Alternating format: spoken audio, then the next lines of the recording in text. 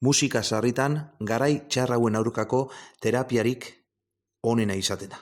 Deno dakigunez, leko guztietan dagoen koronavirusak kontzertu eta bira ia guztiak bertan bera utzi behar izatea eragin du, jendearen konzentrazioak saiesteko, baina 21. mendean egonez, datorren otsaiaren 11. ostegun honetarako 8 eta 4 segundo ola eta abildua segundo ola eta musika eskolako Instagram kontuaren bidez mikrokontzertua antolatu berri da. Orkestrako errezitaldia eta 4 piano jotzaile izango dira, Uxue del Prado, Agate Txurruka, Ibai Monzon eta Nora Zabala, eta Burgmüller, Dubernoi, Kornik eta Haydn handien pieza klasikoak interpretatuko dituzte. Inauteriak direlata egiten da ekimen hau, osasun agintariak koronavirusaren edapenari dagokionez egiten ari diren neurri soziosanitarioei eusteko preskripzioen osagarri modura. Xedapen horiek izan direlata, aurtengo inauteriak bertan bera utzi behar izan baitira Gernika Lumon.